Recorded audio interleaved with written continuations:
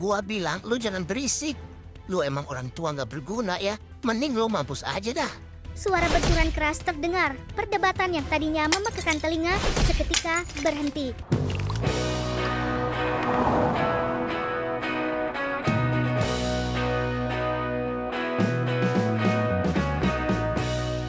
Asda, tunggu sebentar. Ibu mau tanya, kamu tahu Roni kemana? Kurang tahu pasti, Bu, kalau soal Roni. Kamu kan tetangga dekatnya Asda. Masa tidak tahu dia kenapa jarang masuk? Apa dia sakit atau orang tuanya ada penyampaian ke kamu?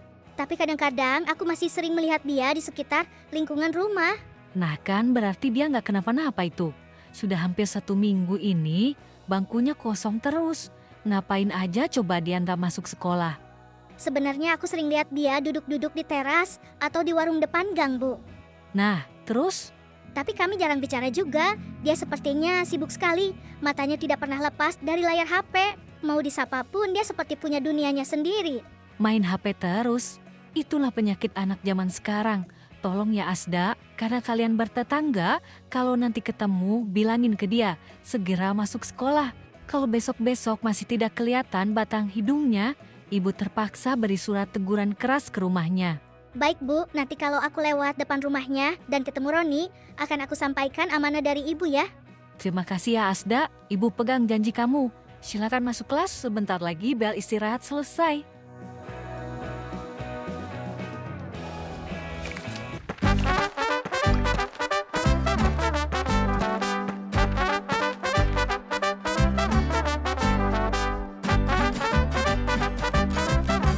Woi, Roni, serius amat muka lu.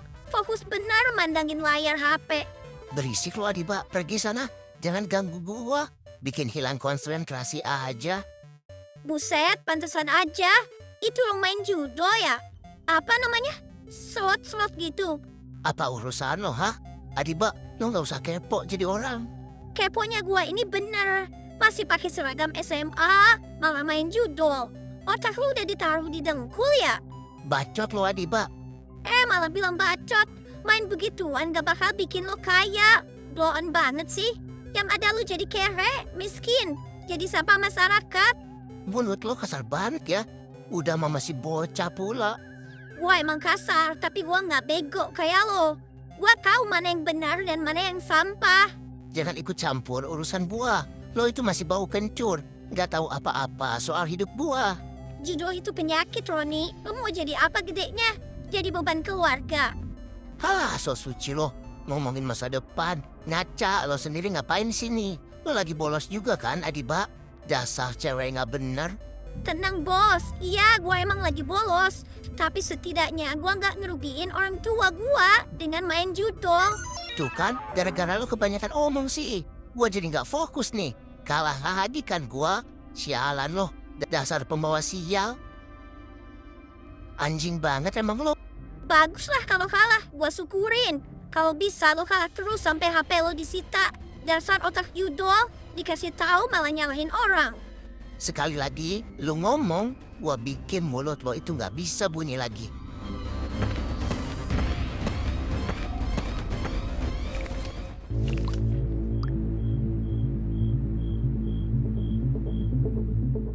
Ayo sedikit lagi, bakal menang. Ayo dong. Sedikit lagi menang ini. Dikit lagi. Lah, sial. Kenapa malah zong terus ini? Kalah lagi gue. Roni, sudah jam 2 pagi loh, Nak. Kenapa lampunya masih menyala? Besok sekolah kan? Nanti kamu kesiangan lagi. Iya, Bu. Ini baru mau tidur. Bentaran lagi, Bu. Jangan main HP terus lah. Ntar rusak loh mata kamu. Oh iya, Ron. Tadi ibu cek dompet. Uang ibu yang ibu sisihkan untuk bayar SPP bulan ini kok berkurang 500.000. Apa kamu tahu? Mana gua tahu ibu naruhnya di mana? Mungkin ibu lupa atau jatuh di pasar. Atau ibu menuduh gua yang ambil gitu. Bukan menuduh, Nak. Ibu cuma tanya, itu uang hasil ibu jualan ketoprak. Kalau hilang, dari mana ibu bisa bayar SPP? Kamu pasti yang ambil kan? Alah, alasan terus, bilang aja ibu pelit kan?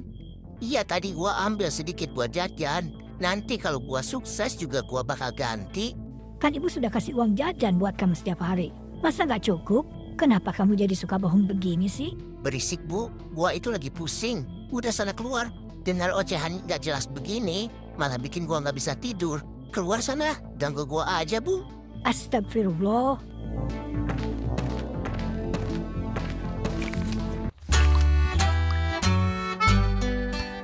Siang itu udara terasa berat di teras rumah Bu Sari.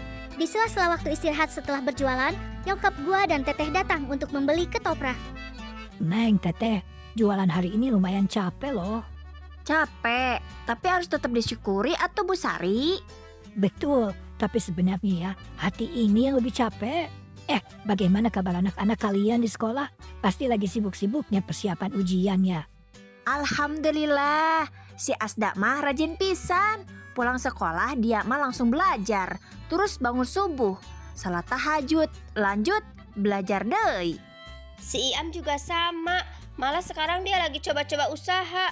Katanya biar bisa bantu ibunya, gak mau repotin terus. Denarnya senang sekali ya punya anak-anak mengerti orang tua. Beda banget sama si Roni. Kenapa sama Roni? Kan dia sebaya sama Iam dan Asda. Dia itu seharian cuma pegang HP aja. Kalau ditegur sedikit, marahnya luar biasa. Pintunya dibanting sampai kaget. Mana sekarang uang simpanan saya suka hilang. 50.000, 100.000. Lama-lama bisa habis tabungan buat modal jualan. Astagfirullah, hati-hati atuh Bu Sari. Nah dia bisa jadi begitu. Anak kalau sudah berani ambil uang orang tua dan suka marah-marah gak jelas, pasti ada yang gak beres. Saya juga nggak ngerti kenapa dia jadi begitu. Fokus sama HP terus. Bu Sari, maafnya, apa si Roni main judol? Judol? Apa itu, Neng? Judi online yang katanya slot-slot gitu. Si Asda pernah cerita, anak zaman sekarang teh banyak pisan yang terjebak sama judol. Lama sudah kena itu, semua bakal habis. Bukan cuma uang wae, tapi sifatna oge jadi kasar. Aduh, jangan sampai deh, Neng. Naudzubillah, saya cuma jualan ketoprak. Uang dari mana coba buat tutupin kalau dia mainin begituan? Bu Sari, kamu harus tegas. Sebelum terlambat, jangan sampai uang hasil keringat kamu habis cuma buat kasih makan mesin judi itu. Iya, saya takut ya. Tapi setiap kali mau bicara serius, tatapan matanya si Roni itu seperti bukan anak saya lagi. Gelap sekali. Semoga dia berubah ya.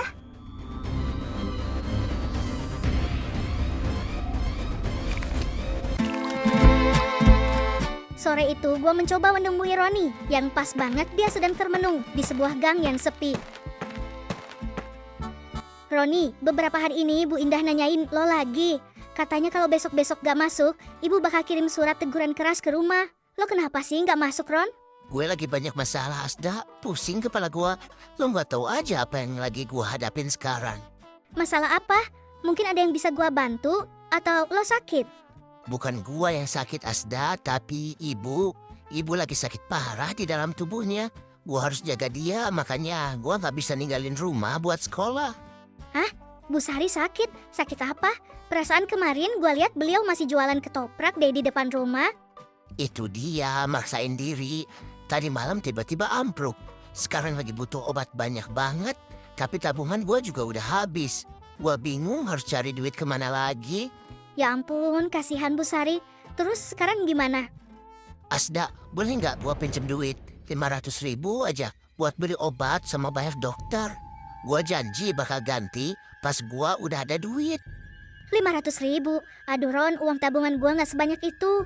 Gue cuma ada sisa sedikit. Itu juga uang simpanan. Berapa deh yang lo punya? Gua bener-bener butuh duit sekarang. Nyawa ibu taruhannya. Gue cuma ada 300.000 di rekening. Itu pun harus buat bayar listrik. Ya udah, 300.000 juga nggak apa-apa. Transfer aja sekarang ke rekening gua. Itu udah cukup banget buat beli obat pertolongan pertama. Buruan ya, Asda, sebelum kondisi ibu semakin parah. Ya sudah, gue transfer sekarang ya. Semoga Bu Sari cepat sembuh. Tapi janji ya Ron, lo harus kabari gue kalau ada apa-apa. Dan jangan lupa masuk sekolah. Siap, Asda, lo emang teman terbaik gua. Gua urus ibu dulu ya, makasih banget.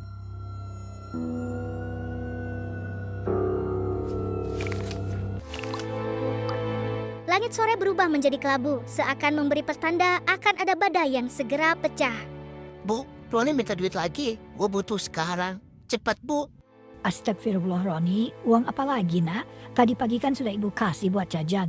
Ibu baru saja pulang jualan, belum sempat hitung untung.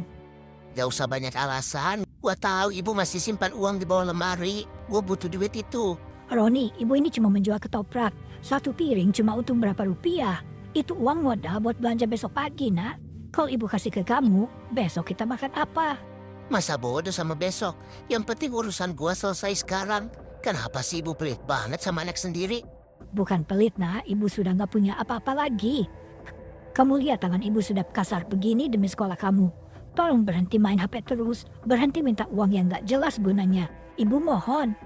Alah, drama terus. Ibu gak pernah ngertiin gua. Selalu aja jualan ketoprak dijadiin alasan. Menyesal gua terlahir dari rahim ibu yang miskin. Astagfirullah, tega kamu ngomong begitu, Ron. Ibu banting tulang dari subuh buat kamu. Gimana hati nurani kamu? Apa HP itu sudah memakan jiwa kamu? Sampai kamu tega begini sama ibu kandung kamu sendiri? Bacotlah. Kalau ibu pelit ke anak sendiri, lihat saja nanti akibatnya. Gua hajar lo habis-habisan. Innalillahi, Roni. Apa yang kamu katakan? Neng, Teteh, aku sudah tidak kuat lagi. Si Roni semalam mengamuk, menendang kursi, bahkan membentak dan mengancamku dengan kata-kata kasar. Dia seperti kesetanan hanya karena aku tidak punya uang lagi untuk dikasih. Astagfirullah. Sabar Bu Sari, dia bisa sampai semarah itunya. Ini sudah tidak wajar, Bu. Anak SMA kalau cuma minta uang jajan tidak akan sampai mau mukul orang tua. Pasti ada yang disembunyikan. Kenapa dia cuma minta uang dan uang terus? Kayaknya gue tahu deh, itu karena dia main judo, Bu. Kemarin gue pergoki dia di warung belakang. Lagi asik dong muter slot. Pas Adiba tegur, dia malah maki-maki. Adiba, jadi beneran si Roni main judi?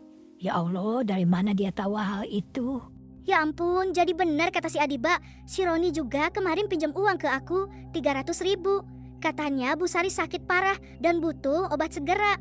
Makanya aku langsung kasih karena aku khawatir. Sakit? Ibu tidak sakit, Asda. Ibu sehat-sehat aja. Tega sekali dia menjual nama ibunya demi uang haram itu. Tuh kan, kurang ajar banget itu anak. Berarti dia sudah bohong ke semua orang. Dia pakai nama ibu buat menipu si Asda. Kurang ajar, benar-benar biadab si Roni.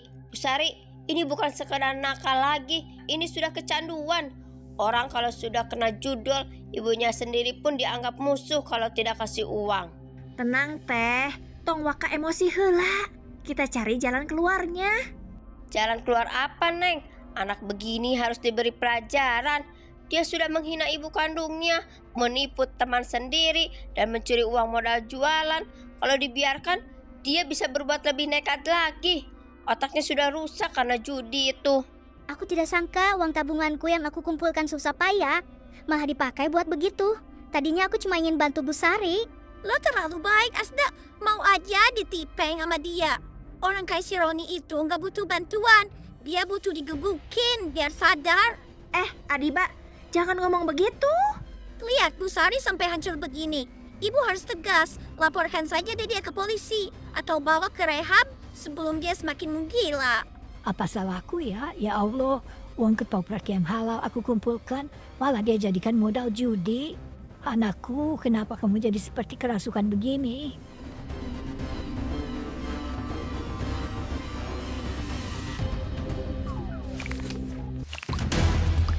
Senja telah lama tenggelam, Bu Sari melangkah masuk.